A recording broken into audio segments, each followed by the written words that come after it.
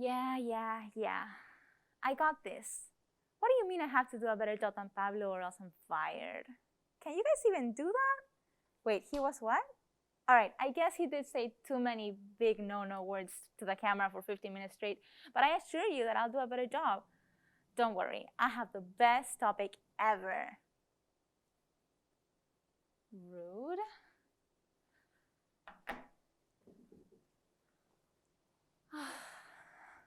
Hello everyone.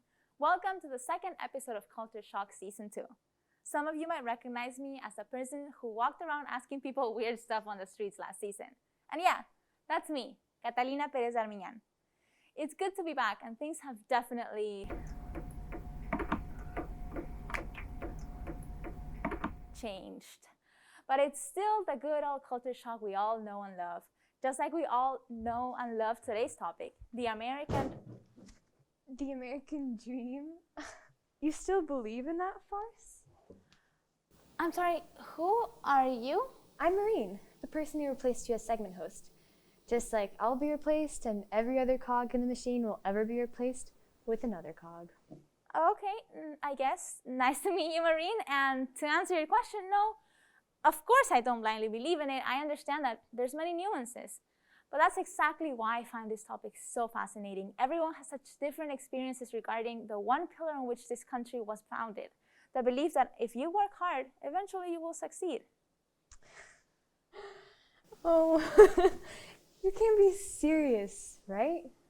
I mean, the very fact that we're here shows how much we have achieved. At least partially. Yeah, speak for yourself. But you understand what I'm saying. Like, Culture Shock is a stepping stone for me. I just applied to be the host of my own news show, which is something that is very hard, but I still have hope. Okay, first of all, you still think this is a stepping stone. Aww. And second of all, don't tell me you're one of those. What? What does that even mean? You're part of the corporate ladder. You just want to climb it. You know, just part of the rat race. I used to be like you. The rat race? What are you talking about? Listen, I understand that many people don't get to succeed. There's so many obstacles and conditions that make it harder to achieve the American dream, but just because it's hard doesn't mean no one has done it. I believe that hard work will eventually pay off in the future. Hard work? More like doo-doo work, if you ask me, but... What? Why are you so jaded? Who hurt you? You really want to know? Yes. Fine, I'll tell you my story. Not so long ago, in a galaxy not so far away.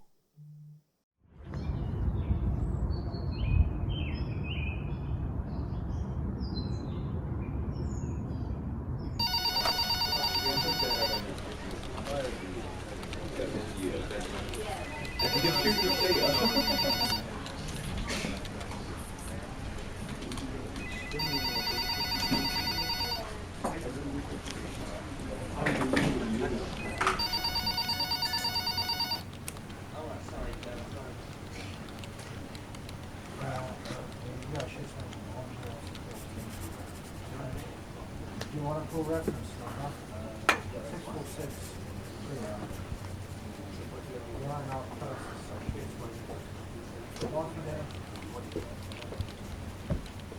Hey. Hey!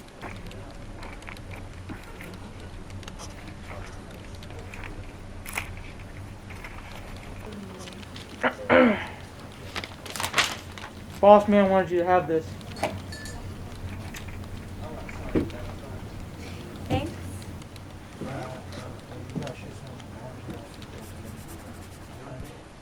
You want a full reference number? 646. We are now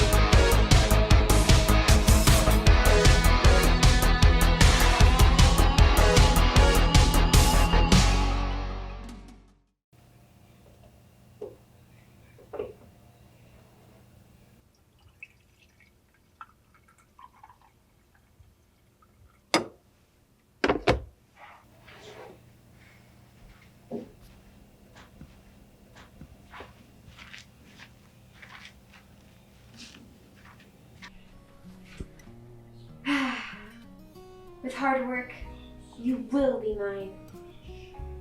What's that? You want me to get closer? Oh, Suburbia, I don't know if now's the right time. It's not you, it's all me. Okay, maybe just a little kiss. Marine! What? Huh? What? Were you just trying to kiss a picture of an inanimate object? Me? No. No. Alright, look, you have got to take a break. No. I'm fine. Okay. Listen, if you're not going to take a break for yourself, then do it for me, please. I'm sorry. I can't promise that.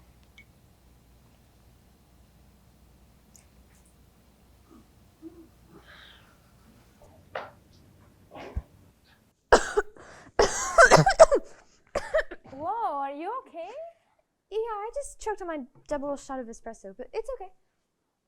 Oh, okay. But are you too young to buy a house? But it's not just a house. It's an ideal.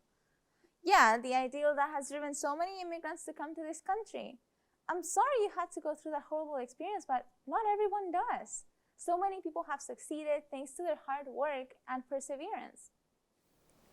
Like who? Like Sylvester Stallone.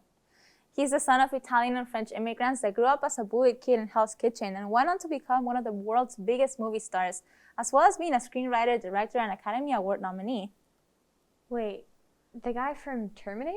No, Stallone's famous for his roles in Rocky, Rocky 2, Rocky 3, Rocky 4, Rocky 5, Rocky Balboa, Creed, Creed 2, or First Blood, Rambo, First Blood Part 2, Rambo 3, Rambo Last Blood, and the Expendables, Expendables 2, Expendables 3. What represents the American dream better than Rocky?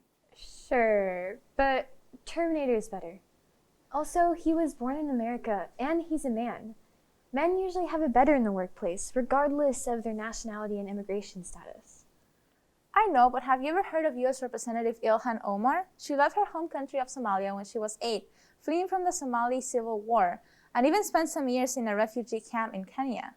She eventually made her way to America in the 1990s, and like so many other immigrants and refugees before her, had to start from scratch in a completely foreign land. Though she probably didn't develop as bad of a coffee addiction as you did. Huh?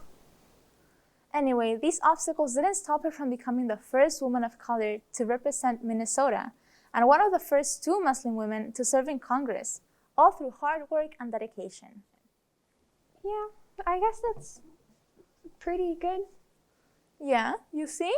It's not just a male or female thing. The American dream is achievable, regardless of where you come from and who you are.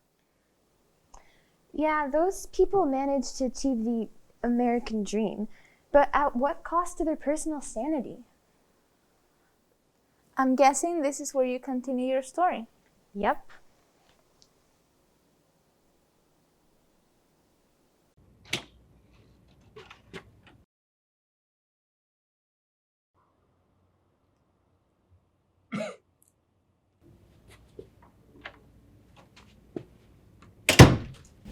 Hello.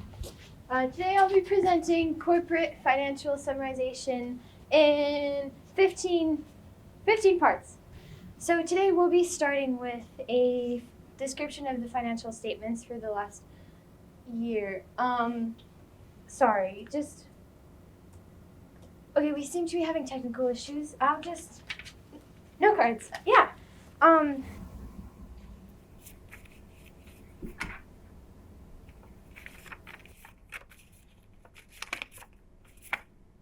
It's fine. I have it memorized. So the thing that we're going over today is basically just sorry about that. We'll be going over the what is that sound?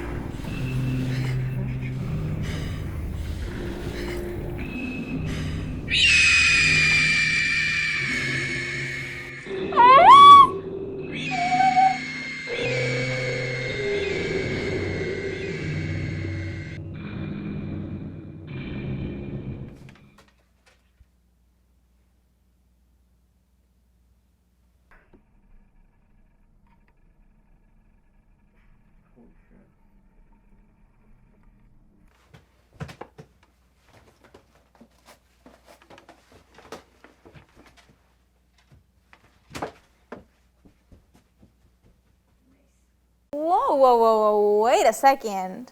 Yes? So you're saying you were so overworked, not eating, and barely sleeping that you started having nightmares? I mean, the American dream is very complicated, but shouldn't we be talking about more uplifting parts of it? Isn't it good to strive for having goals in life? Well, I'm sorry to break it to you, but the behind the scenes of achieving those goals isn't so pretty. Think of the mental health toll.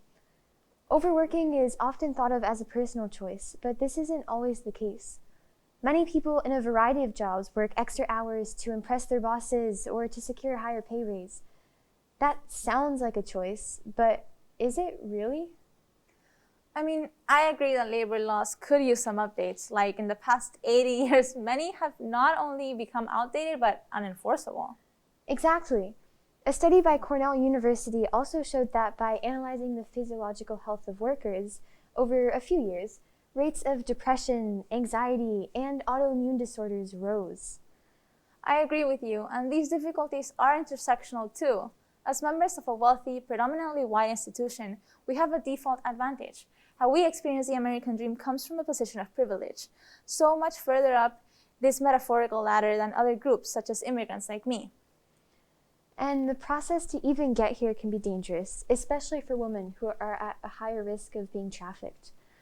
Many immigrants experience high levels of traumatic stress from the process of coming to the United States, especially if they're seeking asylum. Yes, and that's something that needs to change. Definitely. And there's also the extraordinarily long wait times to even get a meeting to get a visa. Especially with COVID-19, some embassies will only take you if you're in immediate danger. And many will find themselves in debt to simply get here. For every success story, there are so many people who've been unable to succeed because of all the roadblocks. But can't we say success is relative? For some Latin American immigrants, the American dream can feel like a big upgrade, and many still believe in the American dream, even if it's hard to achieve. And then there's people like me who become completely disillusioned with the whole process. Yeah, you never finished your story. How did your presentation go? Were you able to achieve your American dream? I'll let you see for yourself.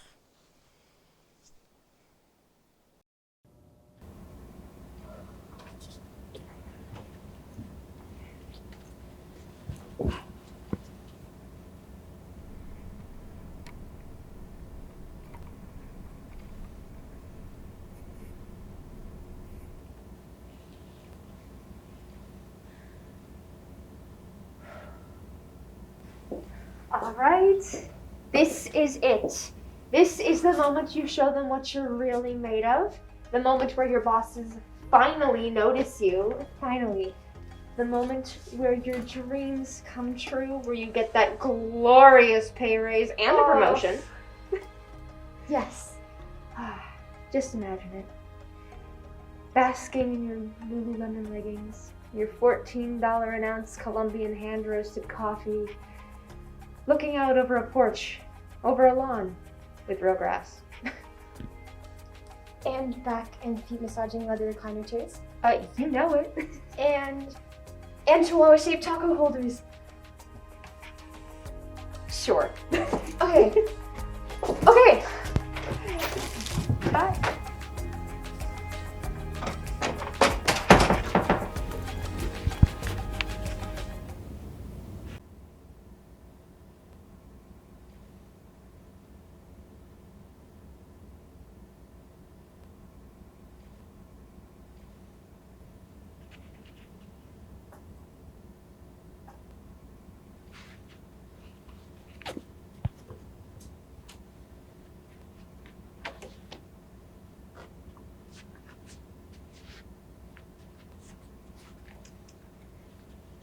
Hi, my name is Marine, and today I will be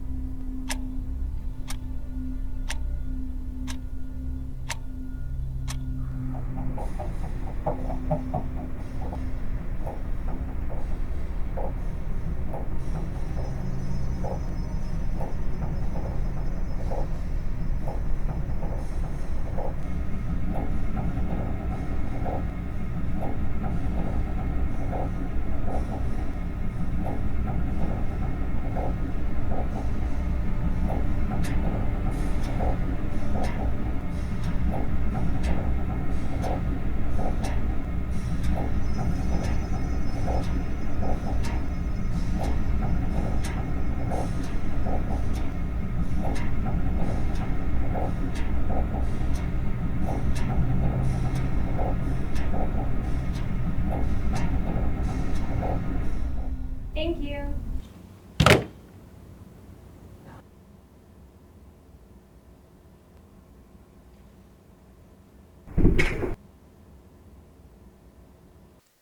I'm sorry, can we stop for a second? Can we just get the lights back on? Thank you. Oh God, I'm so sorry that presentation went like that. Everyone is crying. Can everyone just give me a minute? I haven't seen everybody this sad since we watched Marley and Me. Yeah, well, that's how those things work.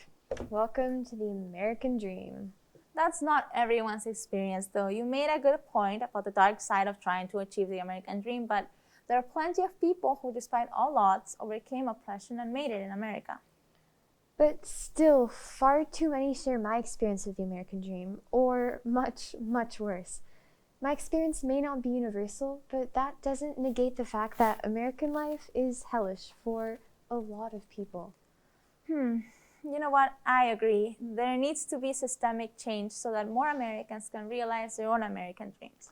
Systemic change would be nice, but the American dream is highly individualistic, and individualism is so embedded in the fabric of American society. There needs to be a shift away from those ideas for the American dream to really change. Still, optimism is not necessarily nativity. Yeah, I guess so. And the only way things could change is if people try to change them. That's a good point. You know what? I'm glad we talked. Me too, and of course, it is difficult for so many people. No one just gets their dreams handed to them. Wait, really? No way, is this really happening? Oh my God, wow. Thank you so much for this opportunity. I'm right in the middle of something right now, but let's talk soon. Okay, bye. Who is that? I'm going to be the host of my own news show. It's what I've always wanted. Oh. So, you think you're gonna do it? Do you think I should? Yeah, it's a great opportunity. Thanks. And don't worry, I won't forget you. I owe this to you. You guys helped me achieve this. Thanks.